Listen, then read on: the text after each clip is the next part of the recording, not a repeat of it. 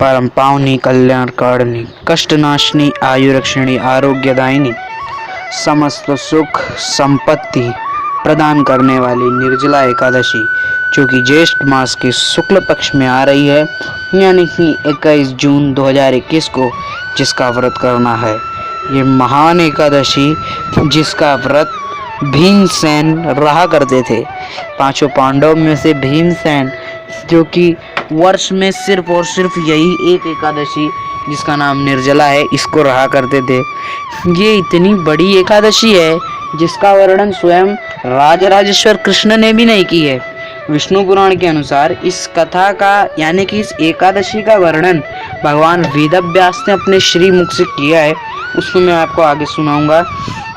इस दिन आपको पूजा कैसे करना है, पूजा का सही मुहूर्त क्या है, पूजा करते समय क्या सावधानी रखनी है, पूजा करते समय किस स्तोत्र का पाठ करना है, ये भी मैं आपको इसी वीडियो में बताऊंगा। सबसे पहले मैं आपको इसमें बताने वाला हूँ भगवान वेदव्यास ने जो इस एकादशी के बारे में वर्णन किया है, जो इस एकादशी का फल है, जो इस एकादशी को करने से प्राप्त होता है, आपको सबसे पहले मैं वो बताऊँगा। तो आइए शुरू करते हैं इस निर्जला एकादशी की व्रत की कथा।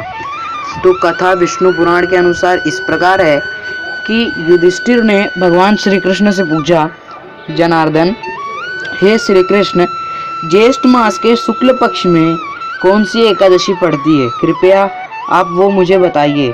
तो भगवान राजराजेश्वर श्री कृष्ण ने बोला, राजन, इसका वर्णन मैं नहीं कर सकता, इसका वर्णन तो आपको परम धर्मात्मा सत्यवती नंदन भगवान व्यास करेंगे, क्योंकि ये संपूर्ण शास्त्रों के ज्ञाता और वेदों के पारंगत विद्वान है।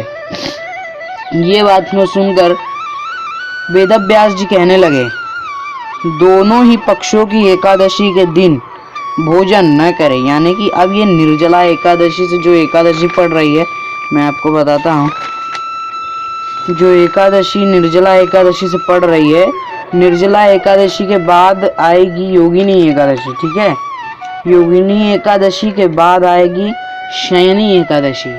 तो शयनी एकादशी से और बोधनी एकादशी के बीच में जो कृष्ण पक्ष की एकादशियां होती हैं, उसके दिन भोजन नहीं करना चाहिए। इन दिनों भोजन नहीं करना चाहिए, ऐसा भगवान वेदव्यास कह रहे हैं। कौन सी? निर्जला एकादशी के बाद पढ़ने वाली है योगिनी, योगिनी के बाद पढ़ने वाली है शयनी। शयनी एकादशी मतलब देवशयनी एकादशी। इस दिन भगवान जनार्दन, भगवान हृषिकेश, इस दिन भगवान विश्राम करेंगे। शयनी एकादशी से भगवान विश्राम करेंगे। तो शयनी और बोधनी एकादशी के बीच में जितनी एकादशियां रहेंगी, उसको रहने से परम फल मिलता है। तो भगवान वेदव्यास के कहने का मतलब है कि दोनों ही पक्षों की एकादशी के दिन भोजन न करें। द्वादशी के दिन स्नान आदि से पवित्र हो, फूलों से, पवित्र फूलों से भगवान केशव की पूजा करें, यानी कि भगवान कृष्ण, भगवान विष्णु की आप पूजा करें। निर्जला एकादशी के दिन किस तरह करना है वो आगे बताऊंगा। द्वादशी के दिन स्नान आदि से पवित्र होकर भगवान केशव की फूलों से पूजा करें। फिर नित्य कर्म समाप्त होने के पश्चात पहले ब्राह्मणों को भोजन देकर अंत में स्वयं भोजन करें। यानी कि अगर आप निर्जला एकादशी का व्रत करते हैं और उसका आप निर्जल होकर व्रत करते हैं, तो उसके अगले दिन यानी कि प्रातः काल में भगवान केशव की आप विधिवत पूजा करें। पूजा कैसे करनी है मैं आपको बताऊंगा। उसके बाद आप पहले ब्राह्मणों को भोजन दें, उसके बाद स्वयं भोजन करें। राजन, जना शौच और मरण शौच में भी एकादशी को भोजन नहीं करना चाहिए। यानी कि अगर आपके घर पे कोई जन्म लेता है या तो फिर आपके घर पे कोई मर जाए, किसी की मृत्यु हो जाए, तो उस समय अगर उसके बीच एकादशी पड़े तब भी आपको भोजन नहीं करना चाहिए। यह सुनकर भीमसेन बोले, परम बुद्धिमान पितामह, मेरी उत्तम बात सुनिए। राजा युधिष्ठिर, माता कुंती, द्रौपदी, अर्जुन, नकुल और सहदेव ये एकादशी को भोजन कभी नहीं करते तथा मुझसे भी हमेशा यही कहते हैं कि भीमसेन, तुम भी एकादशी को न खाया करो। किंतु मैं उन लोगों से वही बात कहता हूँ जो मैं अभी आपसे कहता हूँ कि मुझसे भूख बर्दाश्त ही नहीं होती, मुझसे भूख सही ही नहीं जाती। भीमसेन की ऐसी बात को सुनकर भगवान व्यास कहने लगे, हे भीम, यदि तुम्हें स्वर्ग लोक अच्छा लगता है और नरक लोक तुम्हें नहीं भाता, यानी कि तुम्हें अच्छा नहीं लगता, तो तुम्हें दोनों ही पक्षों की एकादशी के दिन भोजन न किया करो। यह बात सुनकर फिर से भीमसेन कहे, महाबुद्धिमान पितामह, मैं आपके सामने सच्ची सच्ची बात कहता हूँ, एक बार भोजन करके भी मुझसे व्रत नहीं रहा जाएगा, फिर उपवास करके मैं तो रह ही नहीं सकता। मेरे उदर में वृक्ष नामक अग्नि सदा प्रज्वलित रहती है, अतः जब तक मैं बहुत अधिक खाना न खा लूं तब तक वृक्ष नामक अग्नि शांत ही नहीं होती। इसलिए महामुनि, मैं वर्ष भर में एक ही बार, केवल एक ही बार एकादशी का व्रत कर सकता हूँ, तथा आप मुझे एक ऐसी एकादशी का व्रत बताइए जो मेरे सहस्त्र पापों का नाश करके मुझे स्वर्गलोक प्रदान करे। मैं उसका पूर्ण रूपेण यथा उचित पालन करूँगा। इस बात को सुनकर भगवान व्यास कहने लगे, भीम, ज्येष्ठ मास में सूर्य जब वृषभ राशि पर हो या मिथुन राशि पर हो, शुक्ल पक्ष में जो एकादशी होती है उसका तुम यत्न पूर्वक निर्जल व्रत करो। केवल कुल्ला के लिए या तो केवल पूजा के लिए तुम्हें मुख में जल डाल सकते हो, उसको छोड़ के तुम किसी भी प्रकार से अपने मुख में जल नहीं डालोगे। अगर तुम अपने मुख में जल का स्पर्श भी होगा तो वह तुम्हारा व्रत भंग हो जाएगा। एकादशी को सूर्योदय से लेकर दूसरे दिन के सूर्योदय तक मनुष्य जल का त्याग करे तो यह व्रत पूर्ण होता है। तदनंतर द्वादशी को प्रभात काल में स्नान करके भगवान केशव की विधि पूर्वक पूजा करके तत्पश्चात ब्राह्मणों को विधि पूर्वक जल और स्वर्ण का दान करे। इस प्रकार सब कार्य पूरा करके जितेंद्रिय पुरुष ब्राह्मण के साथ भोजन करे। वर्ष भर में जितनी एकादशी होती है उन सब का फल केवल और केवल निर्जला एकादशी के दिन निर्जल होकर व्रत करने से मनुष्य प्राप्त कर लेता है। इसमें तनिक भी संदेह नहीं है। यह मैं अपने मन से नहीं कह रहा हूँ, ये विष्णु पुराण के अंतर्गत की कथा है, वही मैं आपको बता रहा हूँ। शंख, चक्र और गदा धारण करने वाले भगवान श्री कृष्ण मुझसे कहा करते थे, यदि मानव सब कुछ छोड़कर एकमात्र मेरी शरण में आए और एकादशी को निराहार रहे तो वह सब पापों से मुक्त हो जाता है। एकादशी व्रत करने वाला पुरुष के पास, जो भी एकादशी का व्रत करता है, उसके पास विशाल काय, परम विकराल आकृति वाले और काले रंग वाले दंड पराधीश भयंकर यमदूत नहीं आते। अंतकाल में तो जो एकादशी का व्रत करता है उनके सामने पीतांबरधारी सौम्य स्वभाव वाले, हाथ में सुदर्शन धारण करने वाले और मन के समान वेगशाली विष्णुदूत आखिर में इस वैष्णव पुरुष को भगवान श्री हरि के धाम ले जाते हैं। अतः निर्जला एकादशी का पूर्ण यत्न करके उपवास करके श्री हरि की पूजन करो। स्त्री हो या पुरुष, यदि उसने मेरु पर्वत के समान भी पाप किया हो तो वह इस महान एकादशी के व्रत के प्रभाव से भस्म हो जाता है। जो मनुष्य उस दिन जल के नियम का पालन करता है वह पुण्य का भागी होता है। उसे एक एक प्रहर, यानी कि जो व्यक्ति निर्जल होकर इस निर्जला एकादशी का व्रत करता है उसको एक एक घंटे में 100 स्वर्ण दान करने के फल प्राप्त होते हैं। मनुष्य निर्जला एकादशी के दिन स्नान, दान, जप, होम, आराधना, साधना, जप, तप आदि जो कुछ भी करता है वह सब अक्षय फल होता है। यह भगवान विष्णु यानी कि भगवान श्री कृष्ण का कथन है। निर्जला एकादशी को विधि पूर्वक उत्तम रात्रि से उपवास करके मानव वैष्णव पद को भी प्राप्त कर सकता है। जो मनुष्य एकादशी के दिन अन्न खाता है वह अन्न नहीं पाप खाता है। इस लोक में वह चांडाल के समान होता है और मरने के बाद दुर्गति को अवश्य प्राप्त होता है। जो ज्येष्ठ के शुक्ल पक्ष में एकादशी का उपवास करके दान करेंगे वे परम पद को प्राप्त होंगे। जिन्होंने एकादशी को उपवास किया है वे ब्रह्म हत्या, शराब, चोर तथा गुरुद्रोही होने पर भी सब पापों से मुक्त हो जाते हैं। हे कुंती नंदन भीम, निर्जला एकादशी के दिन श्रद्धालु स्त्री पुरुष के लिए जो विशेष दान और कर्तव्य लिखित हैं उन्हें सुनो। निर्जला एकादशी के दिन जल में शयन करने वाले भगवान विष्णु का पूजन और जलमयी धेनु यानी कि गौ माता का दान करना चाहिए अथवा प्रत्यक्ष धेनु या घृतमयी धेनु का दान करना चाहिए। यानी कि आप किसी सुयोग्य ब्राह्मण को दूध, जल, घी का दान कर सकते हैं। पर्याप्त दक्षिणा, जितनी आप उनको दक्षिणा देना चाहें उतना दक्षिणा दे सकते हैं। और भांति भांति के मिष्ठान, मिठाई या लड्डू, पेड़े आपको ब्राह्मण को दान अवश्य करने चाहिए और ब्राह्मण को संतुष्ट करना चाहिए। ऐसा करने से ब्राह्मण अवश्य संतुष्ट होते हैं और उनके संतुष्ट होने पर श्री हरि भगवान विष्णु उस मनुष्य को मोक्ष प्रदान करते हैं जिन्होंने शाम, दाम और दान में प्रवृत्ति हो। श्री हरि की पूजा और रात्रि में जागरण करते हैं। इस निर्जला एकादशी का व्रत किया है उन्होंने अपने बीती हुई 100 पीढ़ियां तथा आने वाली 100 पीढ़ियां को भगवान वासुदेव के परम धाम पहुंचा दिया है। यानी कि जो मनुष्य निर्जला एकादशी का निर्जल होकर व्रत करे, भगवान विष्णु की पूजा करे, ब्राह्मणों को स्वर्ण दान, दक्षिणा, वस्त्र ये सब दान करे, वो अपने आने वाली 100 पीढ़ियां और बीती हुई 100 पीढ़ियों को भगवान श्री हरि के धाम पहुंचा देता है। निर्जला एकादशी के दिन अन्न, वस्त्र, गौ, जल, सोफा बेड यानी कि शैया, सुंदर आसन, कमंडल तथा छाता दान करने चाहिए।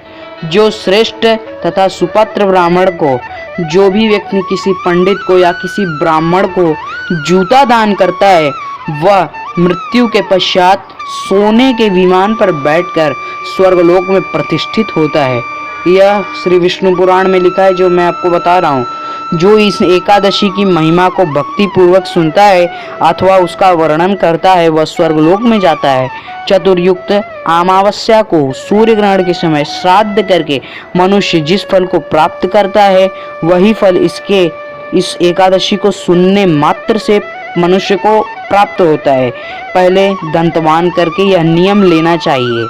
यानी कि अगर आप इस एकादशी का व्रत कर रहे हैं तो आपको ब्रह्म मुहूर्त में उठना चाहिए। उसके बाद भगवान विष्णु के सामने हाथ में जल, पुष्प लेके एक संकल्प लेना चाहिए। उसको आप ध्यान से सुनिएगा। मैं भगवान केशव की यानी कि मैं भगवान श्री कृष्ण की प्रसन्नता के लिए एकादशी को निराहार जलहीन रहकर आचमन के सिवा दूसरे जल को अभी त्याग करूंगा। द्वादशी को देवेश्वर भगवान विष्णु की पूजन करके मैं ब्राह्मण का पूजन करूंगा। गंध, धूप, पुष्प और सुंदर वस्त्र से विधि पूर्वक पूजन करके जल के घड़े का दान, जैसे कि आप किसी ब्राह्मण को जल से भरा हुआ घड़ा यानी कि मटका दान करें तो एक संकल्प का मंत्र है उसको अवश्य पढ़े। देव देव हषिकेश संसारणावातरकम उत्कुंभा प्रदानेन नयामम परमम गतिम। इसका मतलब अगर आप इस मंत्र को नहीं पढ़ सकते तो मैं आपको इसका हिंदी में मतलब बता देता हूँ। संसार सागर से तारने वाले हे देवों के देव, हे भगवान विष्णु, हे हषिकेश, इस जल के घड़े का दान करने से आप मुझे परम गति प्राप्त करिए, परम गति को दीजिए। यानी कि आप किसी सुयोग्य ब्राह्मण को जब ये घड़ा दान करें तो ये मंत्र अवश्य पढ़ें। उसके बाद भगवान व्यास कहने लगे, भीमसेन, ज्येष्ठ मास में शुक्ल पक्ष की जो शुभ एकादशी होती है उसका निर्जल व्रत करना चाहिए। उस दिन श्रेष्ठ ब्राह्मण को शक्कर के साथ जल के घड़े दान करने चाहिए। ऐसा करने से मनुष्य भगवान विष्णु के समीप पहुंचकर आनंद का अनुभव करता है। तत्पश्चात द्वादशी को ब्राह्मण भोजन कराने के बाद स्वयं भोजन करे। जो इस प्रकार पूर्ण रूप से पाप नाशिनी मोक्षदायिनी एकादशी का व्रत करता है वह सब पापों से मुक्त हो अनामय पद को प्राप्त करता है। यह सुनकर भीमसेन ने भी इस शुभ एकादशी का व्रत आरंभ कर दिया। तब से यह लोक में पांडव द्वादशी के नाम से भी विख्यात हुई। तो आपने अभी इस एकादशी का महत्व सुना जो कि परम परम पद को प्राप्त करवाने वाली, परम फल देने वाली, सुख संपत्ति धन देने वाली है। इसका अगर आप निर्जल व्रत करते हैं तो उस मंत्र को आप संकल्प जो मैंने आपको बीच में बताया है उससे संकल्प अवश्य लें। अब पूजन करने का विधि को आप सुनिएगा ध्यान से। सबसे पहले आपको ब्रह्म मुहूर्त में उठना है, यानी कि 4 बजे, 5 बजे, 6 बजे उठना है। आपको स्नान आदि करना है। तत्पश्चात आपको चतुर्भुजधारी भगवान विष्णु की फोटो या फिर आपके पास मूर्ति हो, जो भी हो, उसको अपने सामने रखना है। उसके पहले आपको एक चौकी बिछा लेनी है। उस चौकी पे लाल वस्त्र बिछा लेना है और आपको अपने हाथ में जल लेके एक मंत्र पढ़ना है। ओम अपवित्रो व सर्वस्थांग गतोपि वा यस्मरेत पुंडरीकाक्षाय मंगलाय तनोहरि। यह मंत्र पढ़ के आपको जल में देखते हुए वह जल उस लाल वस्त्र जिस पे आपने बिछाया है उस चौकी पे आपको जल छिड़क देना है। इस मंत्र अगर आप नहीं बोल सकते हैं तो मैं आपको हिंदी में बताता हूँ। हे प्रभु, हम मनुष्य अंदर से और बाहर से दोनों ही जगह से अपवित्र रहते हैं। हे भगवान, परंतु हम भगवान पुंडरीकाक्ष का नाम लेते ही सब प्रकार से पवित्र हो जाते हैं, यानी कि शुद्ध हो जाते हैं।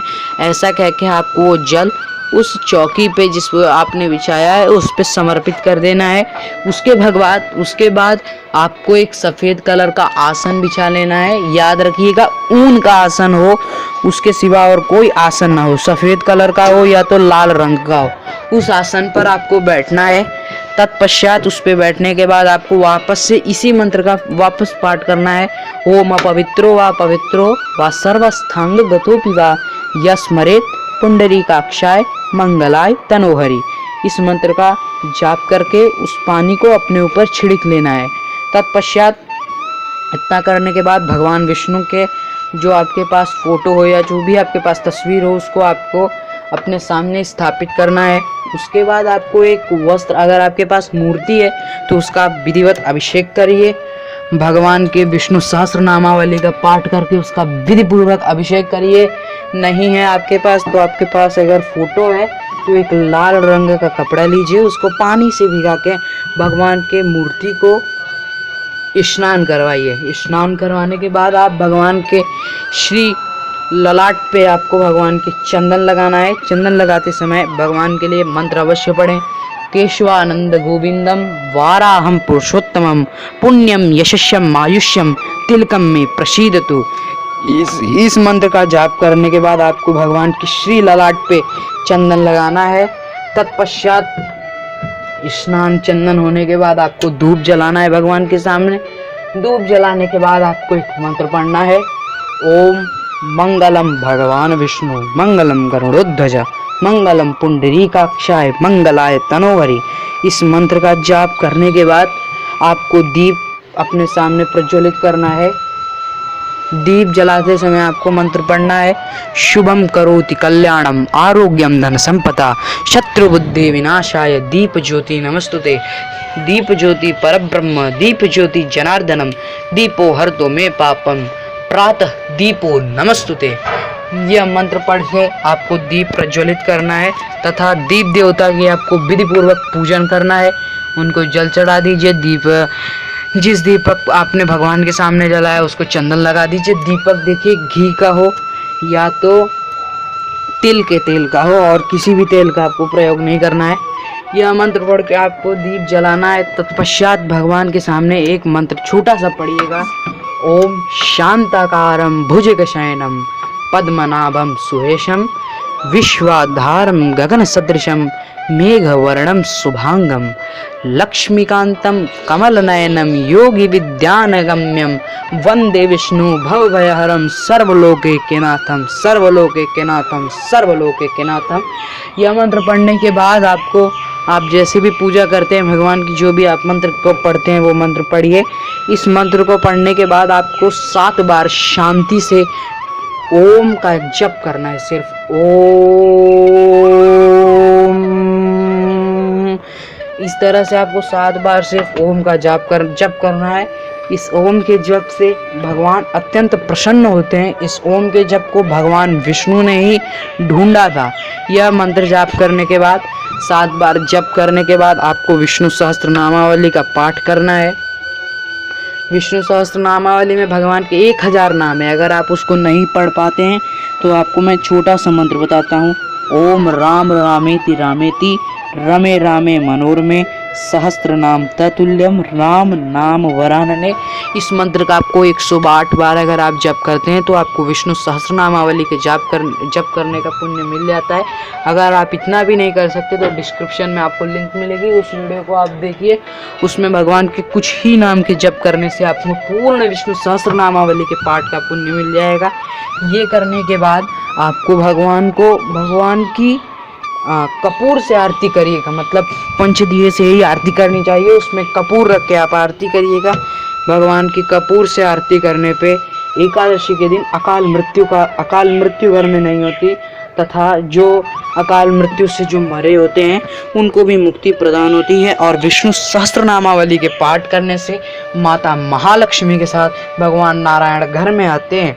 विष्णु सहस्त्र नामावली का बहुत प्रभाव है, तथा यह इतनी ही पूजा करने के बाद आपको भगवान की कपूर से आरती करने के बाद विधि पूर्वक आप दिन भर निर्जल होकर भगवान का भजन करते हुए भगवान का व्रत रखें।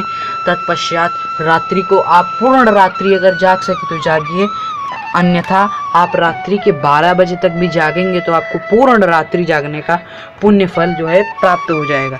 तो आप रात्रि के 12 बजे तक जागें तथा 12 बजे मध्य रात्रि में भगवान श्री हरि विष्णु की आरती करें। तत्पश्चात उसके बाद आप अगर पूरी रात्रि जाग सकें तो उचित, अगर नहीं जाग सके तो 12 बजे तक भी अगर आप जागेंगे तो आपको पूर्ण फल मिल जाएगा। ऐसा स्कंद पुराण के तीसरे 22वें खंड में लिखा है, 22वें खंड में ऐसा लिखा है कि अगर आप रात्रि के 12 बजे तक किसी भी व्रत के दिन उपवास कर ले तो आपको पूर्ण रात्रि जागने का फल मिल जाएगा। तो आप 12 बजे तक जागे, उसके पश्चात आप विश्राम करें। विश्राम करने का मतलब आप सुबह फिर प्रातः काल में जागरण करके, मतलब प्रातः काल आप उठ जाइए, स्नान आदि करके पवित्र होकर भगवान केशव के फूलों से पुष्पों से पूजन करके तत्पश्चात ब्राह्मणों को यथाउचित दान देके उनको भोजन कराने के बाद आप स्वयं भोजन करें। आपने जैसा कि सुना कि जूते का दान अगर हो सके, जूता चप्पल आप ब्राह्मण को देते हैं तो आप सोने के विमान में, मृत्यु के बाद सोने का विमान आता है उसमें मनुष्य जाता है, तो हो सके तो जूता दान करें। भांति भांति के मिष्ठान उसमें लिखा है, कुछ लड्डू, कुछ पेड़े तथा दक्षिणा आप ब्राह्मण को दान करने के बाद जब ब्राह्मण आपके घर से चला जाए तब आप स्वयं भोजन करें। इस तरह से आप भगवान विष्णु की पूजन कर सकते हैं। और रही मुहूर्त की बात, तो निर्जला एकादशी के दिन मुहूर्त का क्या पूछना, भगवान श्री कृष्ण की पूजा में मुहूर्त है निर्जला एकादशी के दिन। तो आप भगवान केशव की किसी भी समय पूजन कर सकते हैं। यथाउचित समय तो प्रातः काल का ही है, तो आप प्रातः काल ही भगवान की हो सके तो पूजा करें। इस तरह से आपको भगवान श्री केशव की पूजन करना है। निर्जला एकादशी का व्रत भी आपको इसी तरह से करना है। इससे करने से आपको बहुत फल प्राप्त होगा। ठीक है, इसी के साथ मैं अपने वाणी को विराम देता हूँ। जय श्री कृष्ण, जय श्री राधे। अगर आपको इस वीडियो में कुछ भी पसंद आया हो तो वीडियो को लाइक कर दीजिएगा, और अगर हमारे चैनल को अभी तक आपने सब्सक्राइब नहीं किया है तो सब्सक्राइब कर दीजिएगा। राधे राधे।